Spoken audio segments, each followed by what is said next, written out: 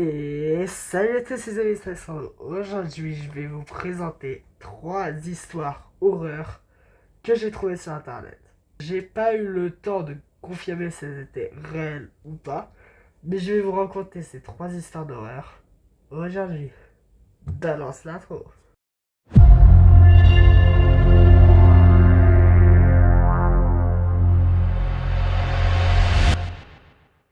La première histoire est racontée par Henri Girard. Il a 39 ans. Il travaille comme responsable logistique d'un entrepôt et de produits médicaux. Il n'aime pas trop son travail et il n'aime pas y être ponctuellement. Il est discret, efficace et il vit seul depuis plusieurs années. Sans animaux, sans colocataire et sans visite inutile. Henri faisait partie de ces hommes qui l'ont remarqué très peu, mais qui remarquaient tout. Donc, comme vous dire, cet homme, c'est juste un qui est un peu discret, il est seul, mais par contre, qui est très vigilant à tout ce qu'il a autour de lui. Retenez ça, ce sera très très utile pour la suite. Chaque soir, il suffit exactement le même trajet pour rentrer chez lui. Il se garait toujours à la même place, au 3e sous-sol. Il se dit même lui prenait un ascenseur, regardait son reflet dans la paroi, et puis il entrait dans son appartement. Mais avant de continuer, il faut que je vous dise quelques petits trucs importants. Henri avait une mémoire très précise, comme je vous l'avais dit avant, qu'il était très vigilant. Il peut détecter le moindre détail, même juste, genre, il y a ça là, je fais à peine comme ça, il s'en rappelle. Donc il savait très bien où étaient positionnés ces objets. C'est aussi très important pour la suite. C'était pas vraiment une obsession pour lui, c'était une espèce d'habitude récurrente. Mais un soir, quand il rentra du travail, il remarqua que la chaise de la cuisine était légèrement avancée. Pas beaucoup, de sûrement quelques centimètres, mais suffisamment pour qu'il s'arrêtât net. Au début, il pensait juste que c'est une simple erreur. Peut-être qu'il a mal pensé, peut-être que c'était déjà comme ça, mais il s'en rappelle pas vraiment. Mais plus en plus les jours passèrent, plus en plus il y avait des détails très dérangeants qui arrivaient dans sa maison, comme des traces d'humidité. Il y avait de l'eau à l'intérieur de chez lui quand il y avait la pluie. Des verres qu'il n'utilisait pas et que pourtant étaient dans la vaisselle. Et une odeur corporelle très légère, étrangère. Henri, il ne décidait pas d'appeler tout de suite la police. Il était fatigué et essayait d'expliquer cela par plusieurs raisons. Mais la nuit, il se réveilla avec une sensation étrange. Pas un bruit, pas un cauchemar. Juste cette impression désagréable d'être observé. Il resta immobile dans son lit, écoutant, puis il entendit une respiration. Très calme, très proche. Il alluma la lumière, mais rien. Le lendemain, il installa une caméra discrète dans son salon, orientée vers l'entrée. Il n'en parla à personne, et il voulait comprendre avant d'agir. Mais à votre avis, pronostiquez maintenant. Est-ce qu'il a bien fait de mettre d'abord les caméras et puis d'agir? Ou alors, il a tout trempé et ça va lui causer quelque chose? 3 jours plus tard, dans les images de 2h17 matin, il vit une porte s'ouvrir, lentement, et un homme. Il entre. Il était pieds nus. Il connaissait les lieux. Il s'asseyait sur la chaise. Et puis cela, il resta immobile pendant plus d'1 heure. Immobile, à regarder le couloir, mais dans la chambre. L'homme repentit sans rien voler. Étrangement. L'enquête révéla plus tard qu'un ancien résident a été expulsé, mais n'a jamais été relogé. Il avait conservé un double des clés, et il entrait parfois dans l'appartement uniquement pour être là, pour ne plus être seul. Henri déménagea plus tard, mais aujourd'hui, il ne supporte plus l'idée qu'un inconnu est rentré avec lui en connaissant le lieu où il habite. Donc le résumé de l'histoire, c'est un homme qui était ancien résident de cet appartement qui a réussi à entrer chez le protagoniste, donc Henri, car il avait un double des clés et n'a pas réussi de trouver d'autre logement que cela après qu'il a été expulsé. Histoire plutôt triste, touchante, mais aussi terrifiante. Imaginez si votre ancien résident était comme ça, avait conservé un double de clés, et que ces clés, c'est celles de votre nouvel appartement. Que ferez-vous à ce moment-là? Est-ce que vous direz à l'homme, s'il te plaît, j'ai envie de rester seul, ou alors vous appelez la police, ou alors vous l'acceptez et vous le laissez rentrer chez vous? Que feriez-vous dans ce choix? Bref, je pense qu'on a trop parlé. La deuxième histoire.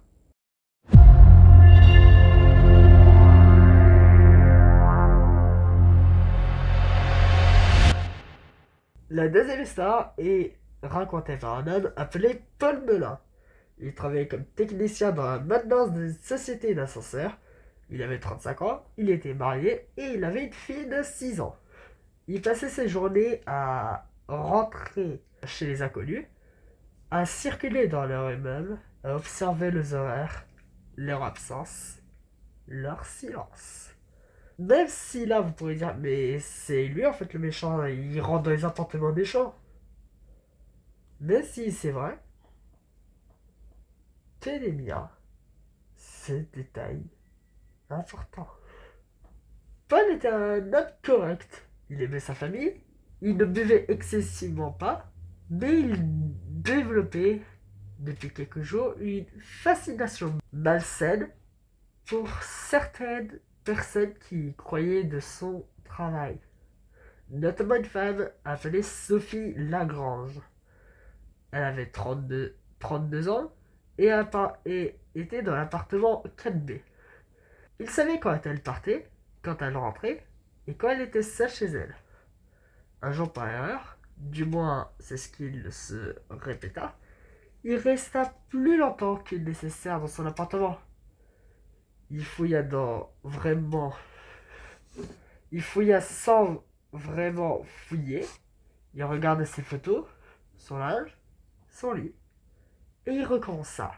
Mais Paul ne se rendit pas compte qu'un jour, Sophie rentra plus tôt que prévu. Elle ne cria pas. Elle ne bougea pas. Elle le regardait. Elle a compris immédiatement. L'interrogatoire révéla que Paul n'avait jamais agressé qui que ce soit. Il se contentait d'entrer, de respirer l'air, de se sentir présent. Sophie, elle, ne supporte plus jamais de rentrer chez elle, sans vérifier chaque recoin. Donc, cette histoire est plutôt courte, c'est la plus courte des trois.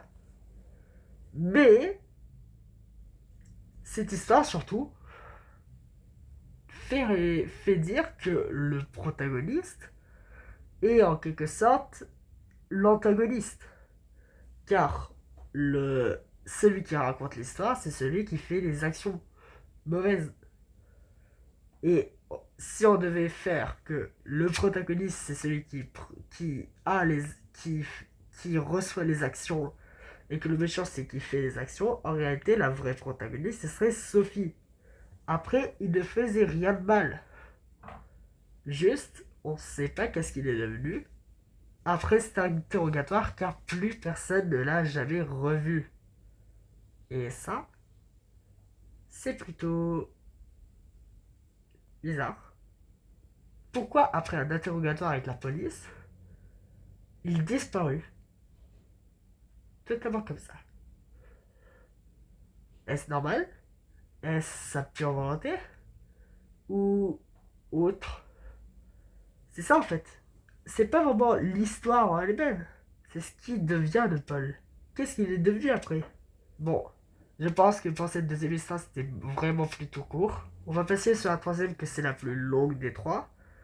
Et peut-être même la plus terrifiante et pleine de détails. Passons à la troisième histoire.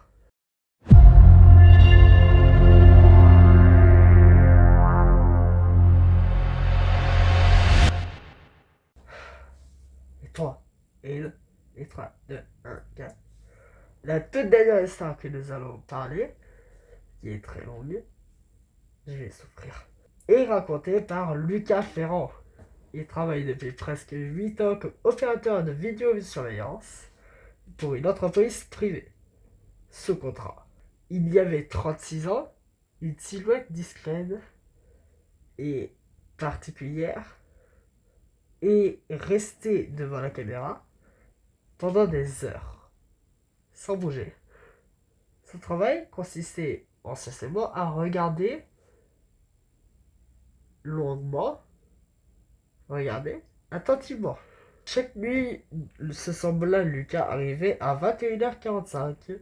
Il posait son sac, il alla sous son bureau, il se prépara un petit café, il s'installa devant le mur d'écran, et des images fixes, parfois traversées par une voiture, parfois un piéton pressé, la plupart du temps, il ne se passait rien. Et c'était justement ce qui rendait la moindre anomalie immédiatement perceptible. Mais avant de continuer, je vais vous préciser quelque chose d'important. Lorsque nous observons les images pendant des semaines, le cerveau finit par mémoriser des détails minuscules. Une fenêtre habituelle, éteinte, un rideau toujours ouvert, un balcon encombré. Lucas connaissait certains immeubles mieux que le leur que son habitat. Et c'est pour cette raison qu'il remarqua un appartement de 4 étages, bâtiment C, résidence des Tilleux. L'appartement appartenait à un homme nommé Alain Moreau. Il avait 58 ans, il était célibataire, sans enfant, et Lucas le savait très bien, car 2 mois plus tôt, une demande d'intervention avait été enregistrée après chute dans l'escalier de l'immeuble. Alain Moreau avait été hospitalisé puis transféré au centre de rééducation. L'appartement était censé être vide. Pourtant, sur l'écran numéro 12, une silhouette. C'était là devant le salon.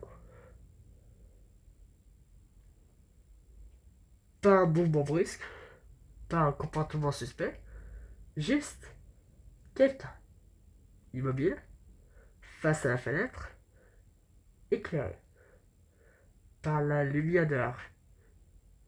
Lucas pensa d'abord une erreur administrative. Cela arrivait, les dossiers n'étaient pas toujours à jour. Il nota l'anomalie dans le registre et passa à autre chose. Les nuits suivantes, la silhouette était toujours là, toujours à la même heure, toujours dans la même position. Lucas commença à ajuster inconsciemment son attention sur cet écran. Il remarqua alors des détails troublants. La silhouette ne se déplaçait jamais quand la caméra balayait légèrement. Elle ne semblait pas surprise d'être observée. Elle ne fermait jamais les rideaux. Un soir, Lucas augmenta le zoom numérique. L'image devint granuleuse, mais il distingua suffisamment de détails pour comprendre que ce n'était pas Alain Barreau. L'homme était plus jeune, plus mince.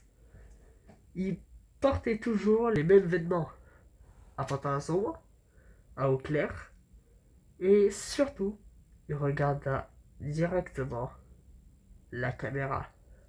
Lucas ressentit un malaise à expliquer. Ce n'était pas de la peur, plutôt une expression de rupture dans l'ordre normal. Des choses, les gens ignorent les caméras. Ils vivent comme s'ils n'existaient pas. Cet homme, non. Lucas demanda une vérification officielle. Deux agents se rendirent sur place. L'attente n'était pas forcée. L'appartement était propre. Trop propre. Presque vide. Aucune trace d'occupation durable. Pas de vêtements. Pas de nourriture. Mais dans le salon, exactement à l'endroit où la silhouette apparaissait chaque nuit, il y avait une chaise, positionnée face à la fenêtre, face à la caméra. Les gens repartirent sans explication claire. Les jours suivants, la silhouette continua d'apparaître. Lucas commença à noter quelque chose de nouveau. Lorsque la caméra bougeait légèrement, pour recalibrer l'image, l'homme ajustait sa position quelques secondes plus tard, comme s'il corrigeait l'angle. Il voulait rester dans le champ. Lucas se renseigna, et plus précisément sur Alain Moreau. Il apprit que l'homme n'avait plus de famille, pas d'amis, et il ne recevait très peu de visites. Il apprit aussi que les clés de l'appartement n'avaient jamais été récupérées par le résident. Un soir, Lucas fit quelque chose qu'il n'aurait pas dû faire. Il consulta les archives vidéo des semaines précédentes. Il remonta le temps. Il vit l'appartement vide. Puis un soir précis, la porte s'ouvrit. Un homme entra. Il ne regarda pas autour de lui. Il alla directement vers le salon, plaça une chaise. Il s'assit, leva la tête vers la caméra. Il y resta assis pendant près de 2-3 heures. Lorsque la police identifia finalement l'homme, il s'agissait d'un ancien agent de sécurité, licencié pour comportement obsessionnel. Il connaissait parfaitement les angles morts, les horaires, les rotations d'opérature. Il n'avait rien volé, ni rien cassé. Il n'avait jamais quitté l'appartement autrement que discrètement à pied avant l'aube. Lors de son interrogatoire, il expliqua seulement qu'il se sentait invisible depuis trop longtemps. Alors, il vit un truc. Les caméras, pour lui, n'étaient pas seulement un outil de surveillance. C'était des regards. Lucas Ferrand continua son travail.